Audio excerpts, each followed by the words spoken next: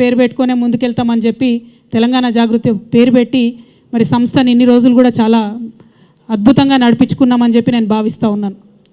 మరి ఇవాళ ఇన్ని సంవత్సరాల తర్వాత మాకు హైదరాబాద్లో ఎప్పుడు కూడా అశోక్ నగర్లో ఆఫీస్ ఉండేది. ఇవాళ అశోక్ నగర్ నుంచి ఆఫీస్ని మేము బంజారాహిల్స్కి షిఫ్ట్ చేసుకోవడం జరిగింది.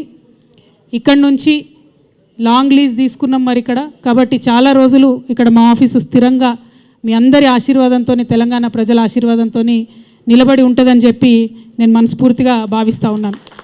మరి ఇన్ని సంవత్సరాల ఈ ప్రయాణంలో అనేక మంది కలిసి వచ్చిండ్రు, అనేక మంది ఆశీర్వాదాలు ఇచ్చి పనిచేసిండ్రు, అనేక మంది కలిసి పనిచేసిండ్రు, చాలామంది అడ్వైజర్స్ ఇచ్చి సలహాలు సూచనలు ఇచ్చి ముందుకు తీసుకెళ్ళిండ్రు. వారందరికీ కూడా మనస్ఫూర్తిగా ఉద్యమాభివందనాలు తెలియజేస్తూ ఉన్నాను.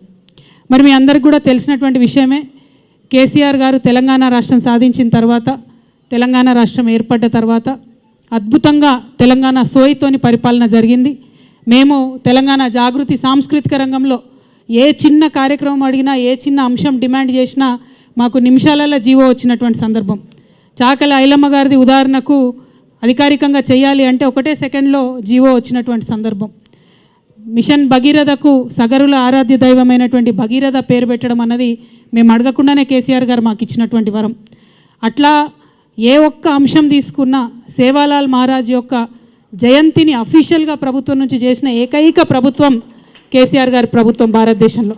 అట్లా ప్రతి ఒక్కరిని కూడా ముందుకు తీసుకెళ్ళి అద్భుతంగా పరిపాలన చేసినటువంటి కేసీఆర్ గారు, అంబేద్కర్ని మనందరం ఆరాధించేటటువంటి అంబేద్కర్ని 125 అడుగుల ఎత్తు నిలబెట్టి దేశంలోనే ఆనాడు అత్యంత పెద్ద విగ్రహంగా అంబేద్కర్ నిలుపుకున్నాం. అట్లా 1-2 కాదు, ప్రతి ఒక్క అంశంలో కూడా తెలంగాణ సోయితో పరిపాలన జరిగింది.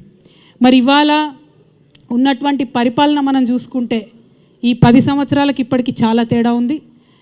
మన కర్మే